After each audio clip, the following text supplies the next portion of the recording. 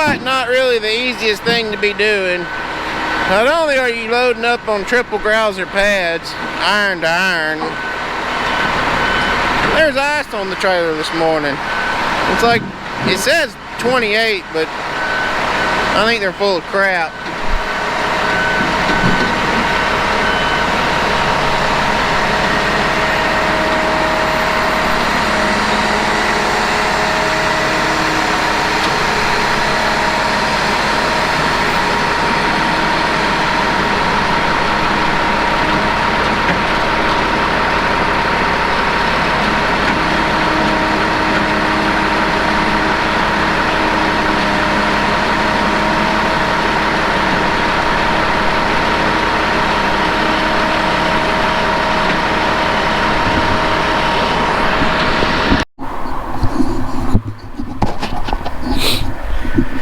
So we're moving, and we just unloaded. Got Matt here like 7:30 this morning, like right after daylight.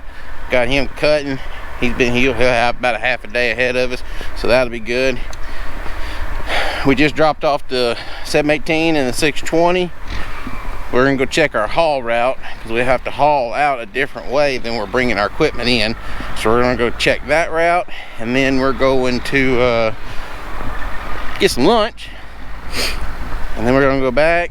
Mickey's loading, like I think he had a load and a half left when we left, so one load should be gone, so all should be left about a half load when we get over there, and then we can get our skidders and everything out, all our loaders. Only thing we have left to pick up now is the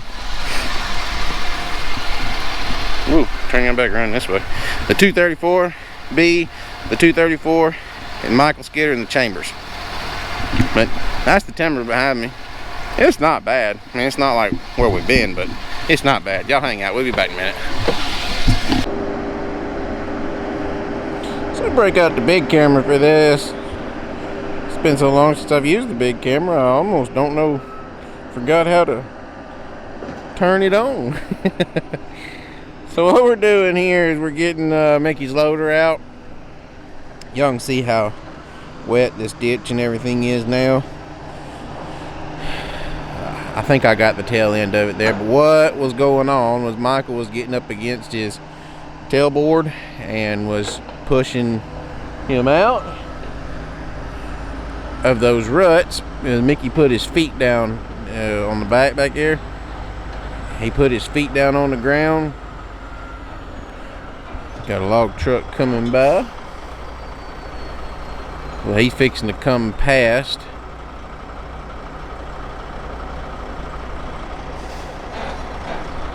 And he's gonna go back here behind the loader and set his trailer down. And he's either gonna get a loader or he's gonna hook up to the low boy, because Puppy's going right now with a loader.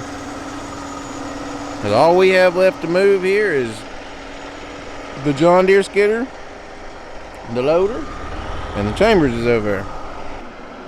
So what he was doing though is he's putting his feet down, and Michael got up against his bumper and he was shoving him over.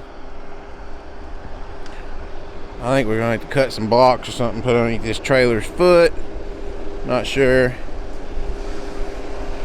But whenever they go pushing that loader out of there, things are probably going to get interesting because it's so wet. And I'll show y'all where it was sitting at. It's wet. We'll be back in a second. Alright, here we go.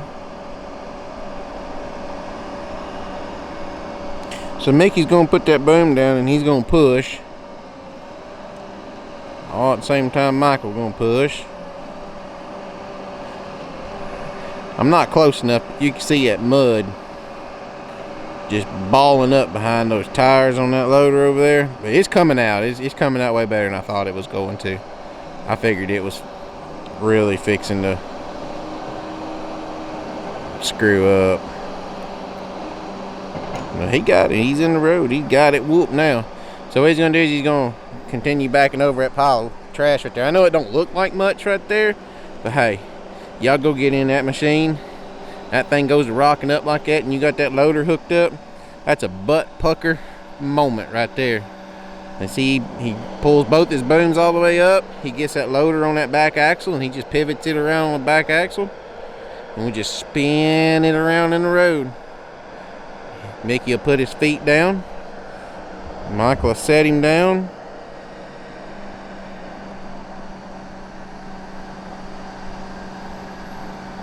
And just like that, we got that cat licked, y'all.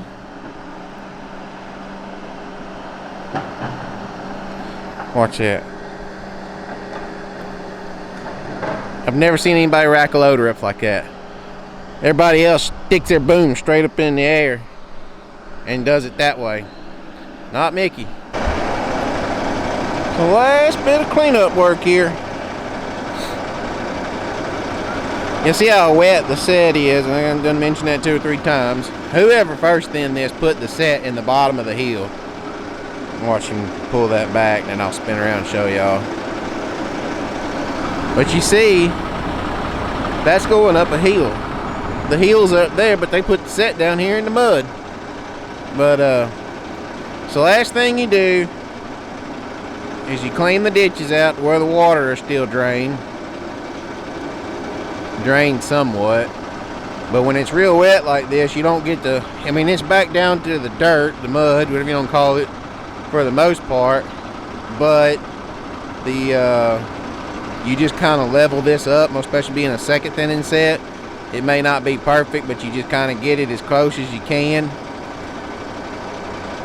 because most of the time whenever the clear cut hand comes here to thin it or clear cut this in a few years, he's not worried about getting where you got.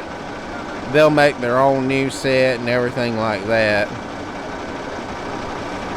But second thinning, you have to use whatever set was there for the whoever first thinned it. So sometimes you got to take a screw in if somebody else chose a bad spot to put the set, and that's real common to do down here in the summertime, because you can't, some people don't understand how to look and judge and know where a wet spot's going to be. So then you get a set put down here. I mean, for cut skidding wise, they put the set in the right area. It's where it needed to be for that. But to be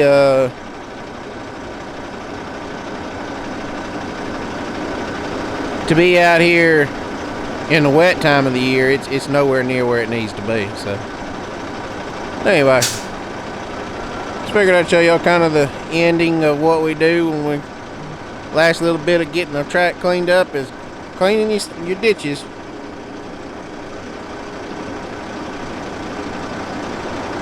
We'll be back in a minute.